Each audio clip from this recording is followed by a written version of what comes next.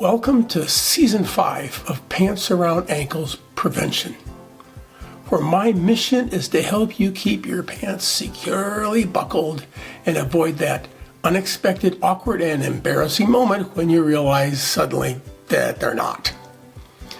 This season, we're going to do things a little differently with shorts around ankles prevention.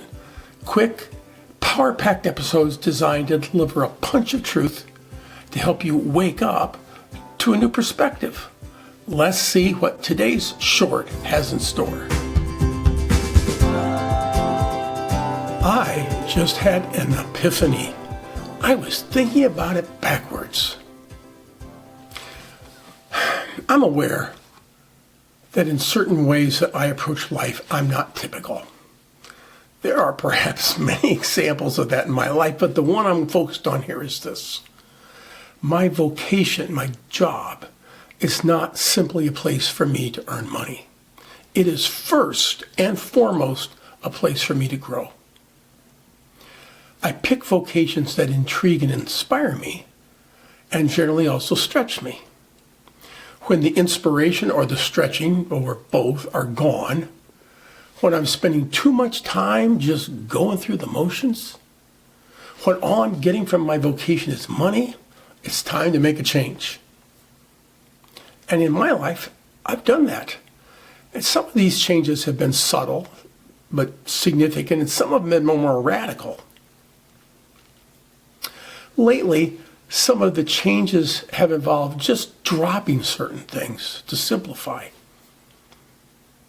You have to learn to say no to the good so you can say yes to the best. With the passage of time, I'm now 72 as I draft this. I have a suitable, extensive history of such patterns of behavior. And I've been able to reflect on this practice and have come to some definitive conclusions. All of the changes I've made, especially the most radical ones, have always landed me in a better place. Each time I end up with the right kinds of challenges better aligned with my current skills and interests. And I'm happier, and also found that my income, calculated on a per hour basis, has literally 10x'd in the last 10 years. To be clear, however, where I am today vocationally would not have been possible 30 years ago. I did not have the skills, the interest, or the vision to do what I do now. And I think that's not only okay, I think that's the way it probably should be. For me, there are indicators that appear when the need to make changes approach. I get bored with what used to inspire me. As I engage in the specific tasks in my vocation, I notice that the challenge of doing these tasks has been transformed into simple drudgery because I've suitably mastered it. My tolerance for the aspects of my work that seem to require tolerance dissolve. These are all indicators that it's only a matter of time before the only thing I'm getting from my vocation is a paycheck, and that's just not okay with me. And if I don't honor those indicators quickly enough, my attitude toward my work deteriorates to something I just don't like or want to do. I've learned over the past 10 decades, or past few decades, not 10, but few, okay.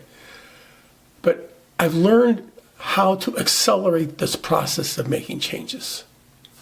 Recently, some of these indicators have begun to appear. There is a difference this time. I'm enjoying my work. Plus, I'm very aware that I'm making an important difference in the lives of quite a few other people. It's a contribution that I am at least somewhat uniquely qualified to make. Now, I have no illusions about not being replaceable. Everybody's replaceable. But it's clear that there is still some uniqueness to what I do and how I go about it. So it feels like my current vocation is not something that I can just trash and walk away from, because I've done that in the past. It needs to evolve into something else where I can contribute more value. The logical question to ask is obvious. How can I add more value to those I serve in such a way that also restores my interest, curiosity, and enjoyment, while also providing me with the appropriate challenges for me? And the answer was, I don't know. I spent quite a bit of time, weeks, months, trying to figure this out, and I'm getting nowhere. And then it happened. I had an epiphany.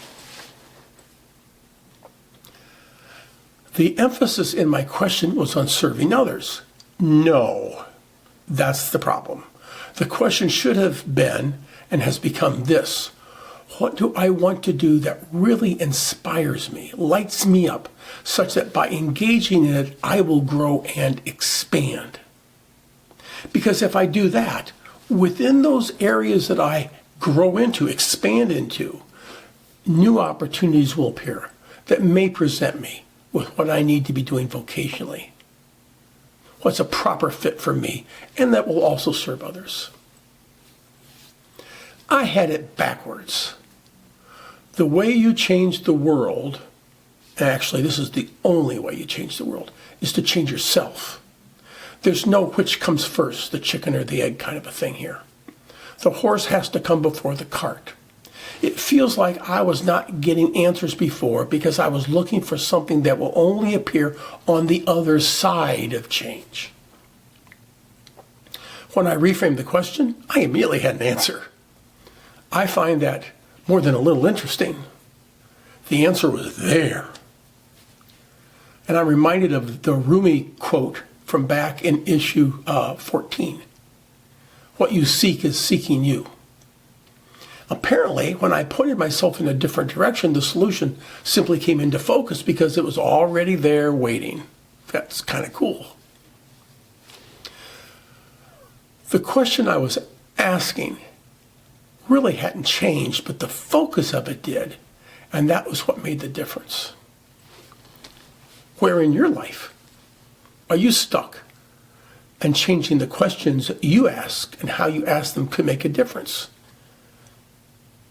One of my favorite questions is, what would it look like if this were easy? And another is, what would need to happen so I could address this and enjoy the process? These are both powerful reframes you can try yourself. So you might be curious about what my answer was. Sorry, we'll save that for another time. Maybe.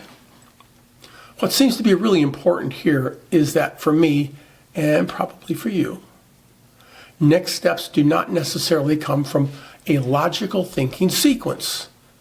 They come from things, at least they start from things, that spark your curiosity, your interest, and your intuition. This is so challenging for many because most of us have spent years, decades, polishing our analytical, logical, left brain thinking skills that tend to dull our sense of curiosity and our sense of intuition. So my next chapter wasn't uncovered when I focused on working harder, serving more people, or finding a clever strategy. It was about asking the right question, the one that pointed me back toward what's alive in me. Because when that's lit, the rest takes care of itself.